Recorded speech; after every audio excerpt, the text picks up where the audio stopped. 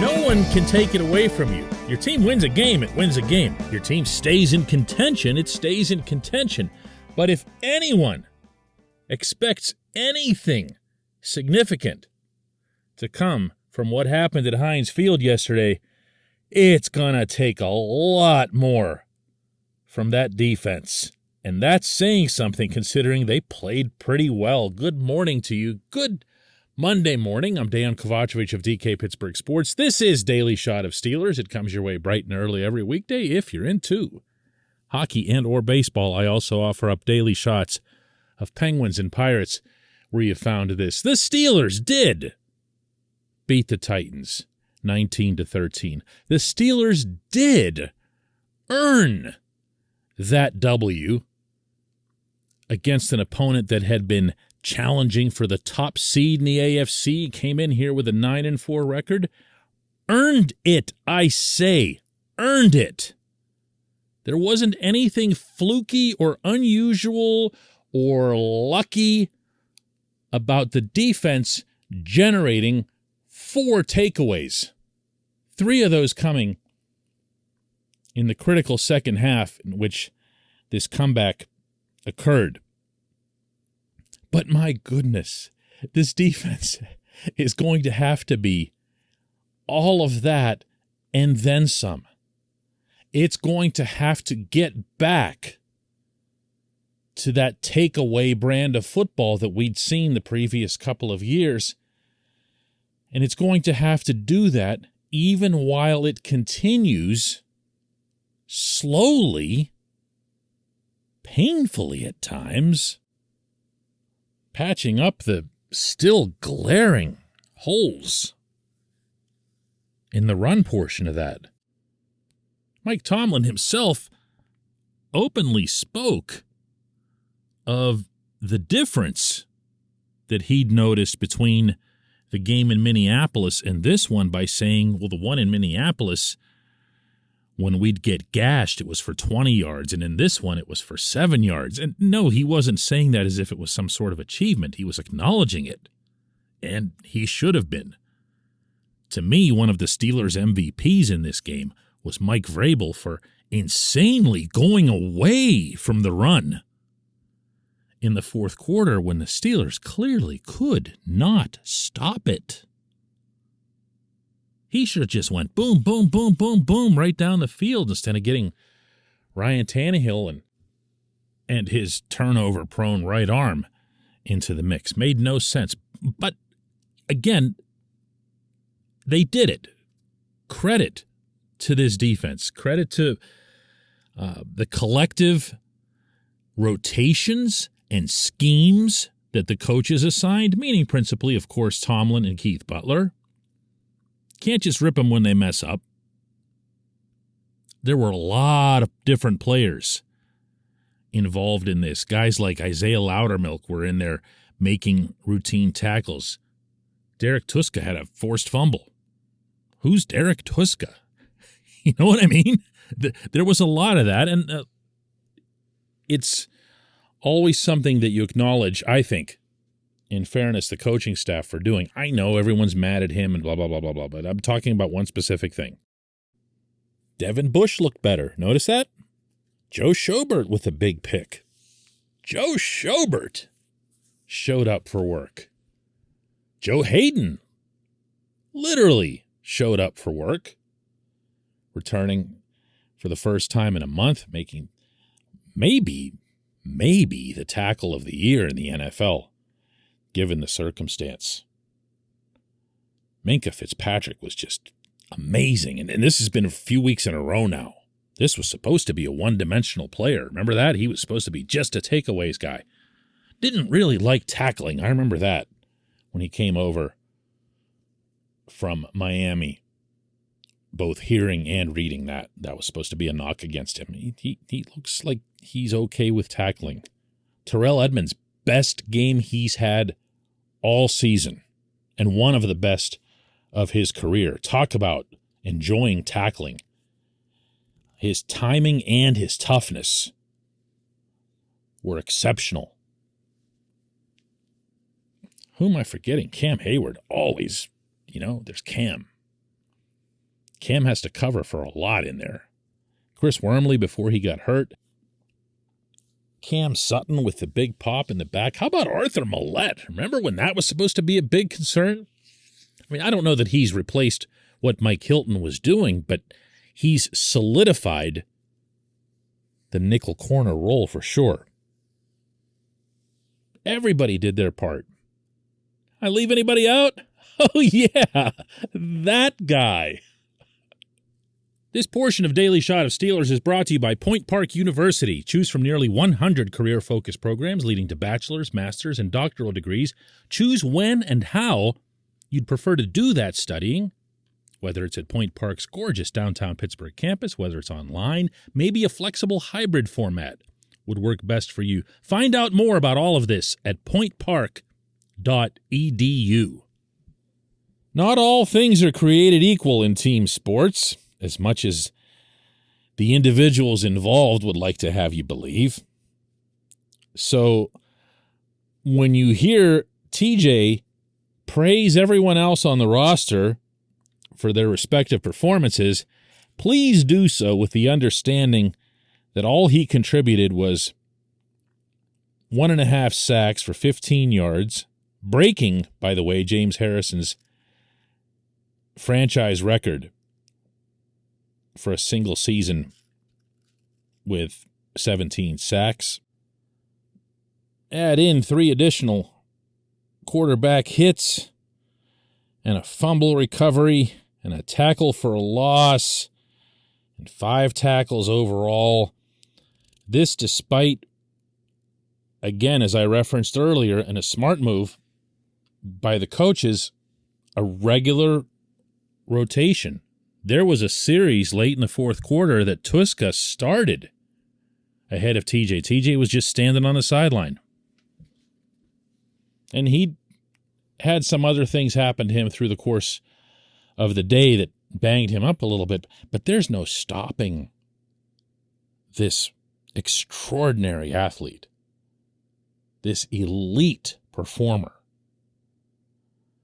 I don't know if he's getting his proper recognition nationally. I don't even know if he's getting it locally. I don't know how many people around here see him as special the way we've seen other athletes over the years as special. Football can be a little bit different, a little cruel in that regard because your career is so much shorter.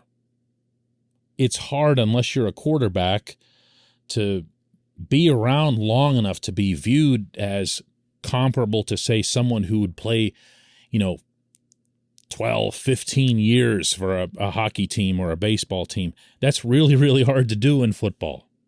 TJ's not going to be playing at this level for all that much longer. That's just the nature of the sport.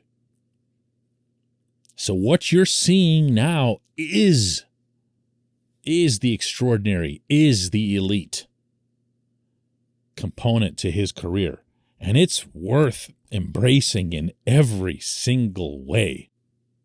Did I mention totally team-oriented too? Here's what he had to say when asked about his performance yesterday. It all goes hand in hand. I think anytime we can get splash plays as a defense, it's huge. And like you said, this is a selfless group. We don't really care who's making the plays. We know that we're capable of making the splash, whether we're punching footballs out, fumbles, tipping passes, intercepting balls, all that stuff.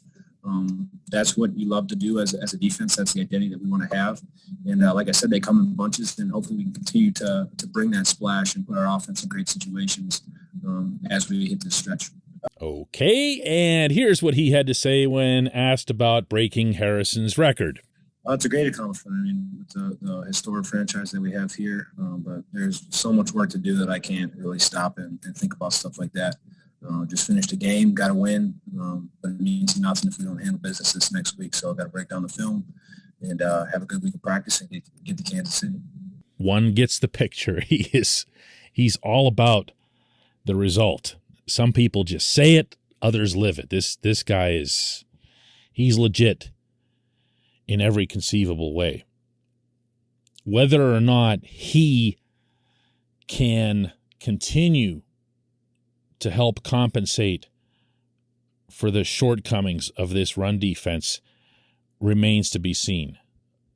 Just having TJ and Alex Highsmith healthy or somewhat healthy and available on the lines helps close that gap to an extent. But the gaps literally are still there. And the challenges are all over. It's not just about the run defense. It's about the offense in general, which was awful again, arguably as bad as it's been in weeks. Even worse, I thought, than Cincinnati. It's about the punter having yips or whatever's wrong with Presley Harvin right now. It's a real bad time for it. And it's about the Chiefs. You know, we've been waiting all season for somebody to step up and, you know, claim the AFC favorite crown. Well, here they are, you know. Chiefs have won 7 in a row. Patriots lost this weekend. Titans obviously lost. It's about the Chiefs. The Chiefs, by the way, are favored by 10.5. That was the opening line last night. 10.5 over the Steelers at Arrowhead. The challenges are huge. What TJ and the rest of the key members of this defense have to achieve is huge. I believe that 90 can ascend to that level because it's where he lives. I believe Cam Hayward can do that. It's asking a lot of this group, even if it's just on one side of the ball, to do that. It really is. When we come back, just one question.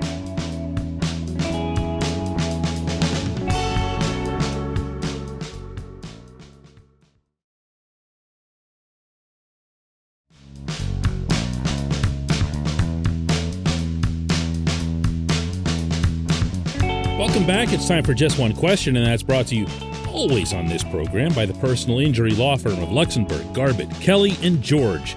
They represent people who are hurt in car accidents, who need help with workers' comp or medical malpractice claims.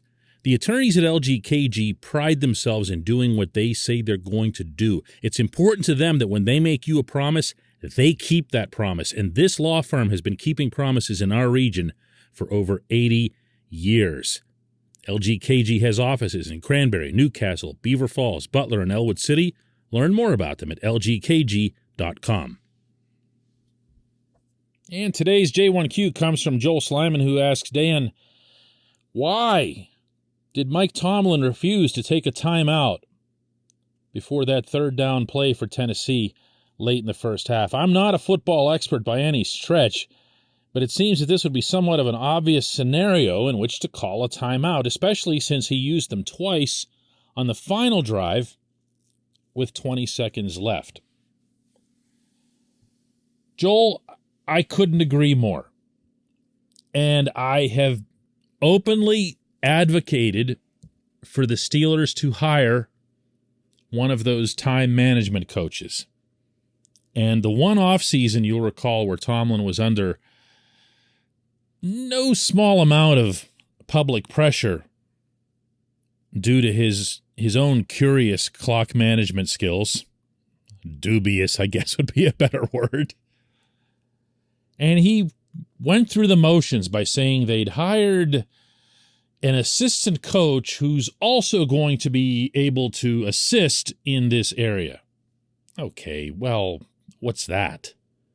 Can you picture Tomlin walking around on the sideline, his headset on, and somebody from the booth says in his ear, "Now, call a timeout now"?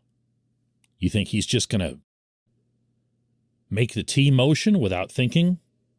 Because that's what this would require. That's how this sort of thing works. You take the time management component of coaching away from the head coach.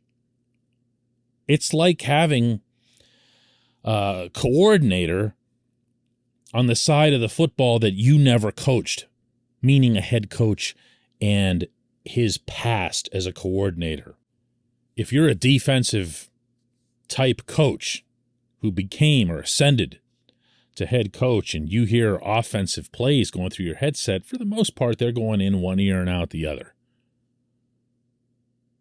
You just kind of accept them. You hear it. If there's something you don't like, you can override it, but it's not something that's being necessarily filtered through you.